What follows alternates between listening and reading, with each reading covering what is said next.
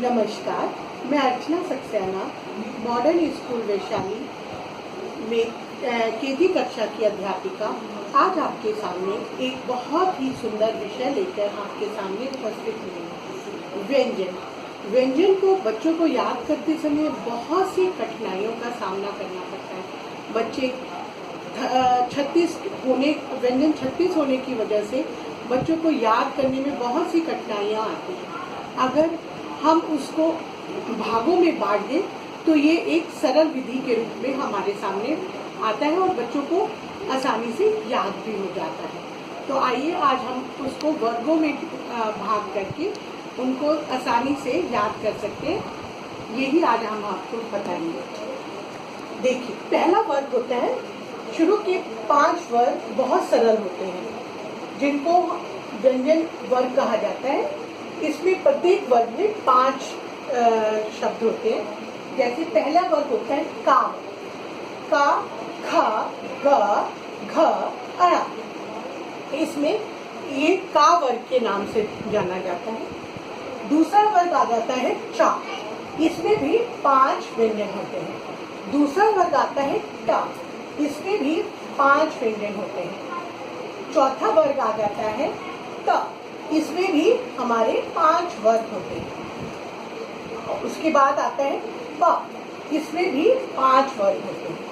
अब जैसे समुदाय बड़ा होता है और कुछ छोटे परिवार होते हैं, कुछ बड़े परिवार होते हैं, बाद के जो होते हैं उसमें 4 ही व्यंजन इंक्लूड किए जाते हैं। उन्हें अंतस्थ व्यंजन कहा जाता है। उसके बाद आता है ऊष्म व्यंजन, इसमें भी 4 ही व्यंजन होते हैं। फिर आता है संयुक्त व्यंजन, इसमें भी हमारे 4 व्यंजन होते हैं। ये एक पूरे समुदाय के रूप में गिना जाता है। इस प्रकार याद करने से बच्चों को आसानी से याद करने में आसानी होती है, क्योंकि बच्चों को पता होता है कि प्रत्येक वर्ग में, शुरू के 5 वर्ग में 5-5 व्यंजन होते हैं और लास्ट के 3 वर्ग में 4-4। अब मुख्यतः बच्चे कुछ गलतियां करते हैं। जैसे बच्चों को ये नहीं पता होता कि व्यंजन पे कहाँ पूरी लाइन डाली जाए, कहाँ आधी। आज मैं उसका एक सरल उपाय बताती हूँ। जहाँ पर भी इस प्रकार गोल आता है वहाँ पे हम आधी रेखा खींचते हैं। जैसे था, ध, भ, इस प्रकार के शब्दों पे आधी लाइन खींची जाती है, कभी भी पूरी लाइन नहीं खींची जाती।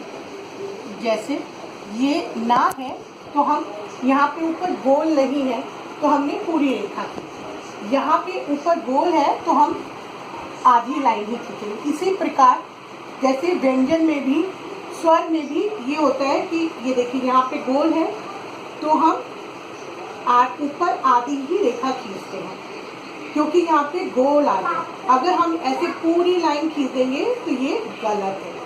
इसको आधी ही लाइन पे हम खींचेंगे। इसी प्रकार बड़ा आ, इसमें भी गोल है ऊपर तो हम आधी ही लाइन खींचेंगे। इसी प्रकार ओ, यहाँ गोल है इसलिए हम आधी ही लाइन खींचेंगे। मुख्यतः बच्चे क्या करते हैं, यहाँ पे पूरी लाइन खींच देते हैं, जो गलत है। अगर हम पूरी रेखा खींचते हैं तो ये गलत तरीका है। अगर हम आधी लाइन खींचेंगे वो तरीका गलत है, सही है। आशा करती हूँ कि आज आपको ये मेरा तरीका समझ आया होगा। इसी के साथ मैं अपनी कक्षा यहीं समाप्त करती हूँ। धन्यवाद।